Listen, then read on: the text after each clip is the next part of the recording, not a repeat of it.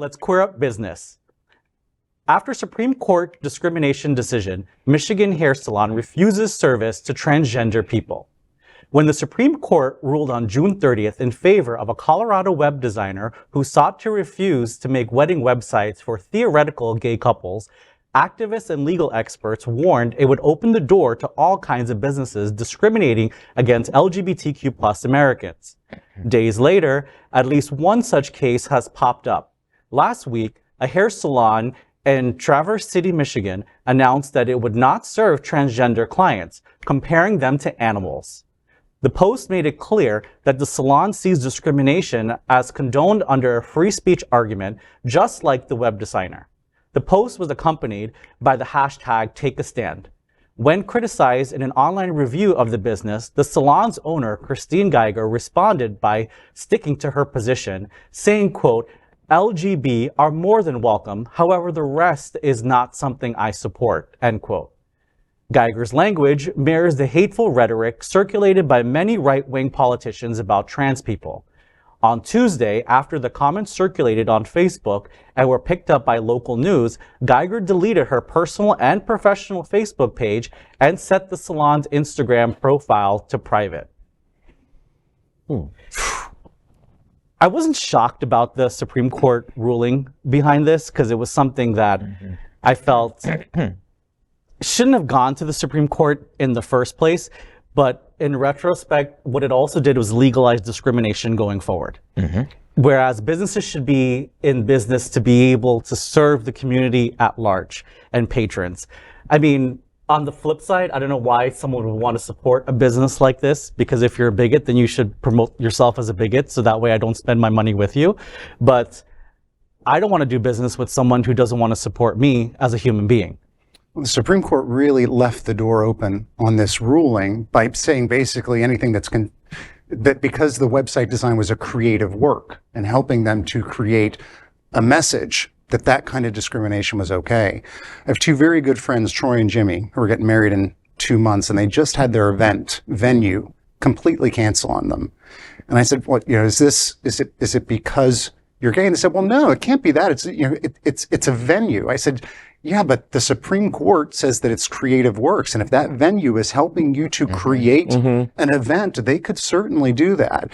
It's such a horrible decision by the Supreme Court, not just because of the decision to discriminate against trans in that circumstance, but to make it so broad and open to interpretation that it's going to have to be tested and challenged forever to go anywhere. Yeah, I'm like the meathead of the group. I'm like, who gives a shit?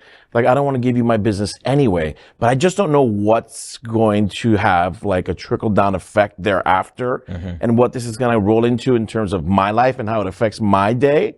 But I just, right now it doesn't affect me because I just, when you think of the Karens of the world, you think of, 2020 when it was, I don't want to wear a mask and throwing things in the Starbucks. Like I would say, good, this is a moment where I can discriminate and say, get out of my store. But again, I just am afraid of where this leads to and how this will impact the community at large versus solely within a business. Well, as a person who produces music, I think you should be very concerned about this ruling. Everything that you do is a creative work. Every like, because you're getting married, and now like every time you go to book a florist, a venue, anything, you have to go, are you okay with gay people? We literally have to ask permission to be ourselves before we can go ahead and plan just traditional, normal life events. Now, this happened up in Traverse City, Michigan, which is in the northwest corner of Lower Michigan. And it is, it's always been kind of this bohemian blue dot in a sea of very sparsely populated, but very red part of Michigan. So I used to live in Michigan, a couple hours south, and I always loved going up to Traverse, and I think I still would. I mean, I wouldn't let this shrew ruin it for me. I was talking with one of my friends who is a journalist in Traverse City, and she is working this story, and just to get hers, and she said to me, I want to believe Traverse City is a beautiful vibe always, but there are outliers, unfortunately. They haven't been able to get a hold of the salon owner, but she says, quote, I have only a screenshot of what was said on Facebook from the viewer. I've never seen anything like this before, especially from a business owner in Traverse City. it's just gross. And that really sums up the mood on the ground up there. And it's going to take discrimination, not just out of the legislature, not just down to the street level, storefront by storefront. We now have to go, are we okay to exist? This is wrong on so many multiple levels. And I do hope it gets challenged on each specific occasion. So just in case anybody's thinking this is more of a religious issue, this is the statement that was on the page. If a human identifies as anything other than a man/woman, please seek services at a local pet groomer. The Studio 8 Hair Lab in Traverse City, Michigan said in a now deleted Facebook, the Kansas City Star reported. So Kansas City Star reported it. They compare them to animals, right? So this is not really like, I just don't want to support a gay marriage or something. To Cal's point, I also believe that it should never have made it to the Supreme Court. They're generally pretty choosy on what they would decide to hear, and there's no real aggressor it was just kind of a made-up situation. Yeah, it's all theoretical. Into it, right? So having said that, I actually agree with the decision. And I agree with the decision because this is the same lines as the cake baker. And how you are also in the artistic field, I am as well. That's what I do for a living. And I do not want to be coerced to be performing at a Trump rally or to be offer services that are going to promote a certain ideology that I'm not into. However, there's a difference, and we should understand what the Supreme Court ruling is. It is not discriminating against gay people. It is about a cause. For instance, even in the cake baker situation, which was never ruled on because of a technicality, but even in his situation, he's like, anybody can come into my store and purchase anything out of my store. It doesn't matter if they're gay or not.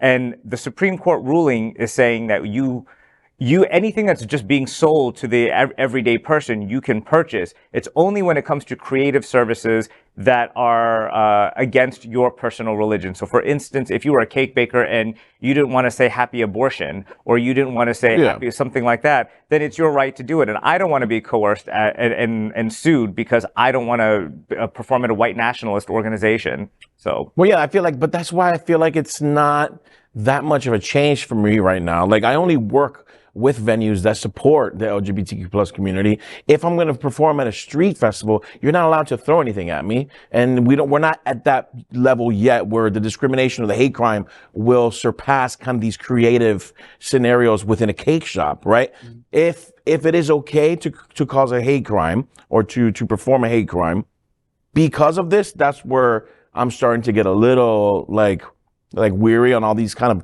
dumb theoretical situations, because I don't want to buy a cake from you if this is something you're not into or you don't believe.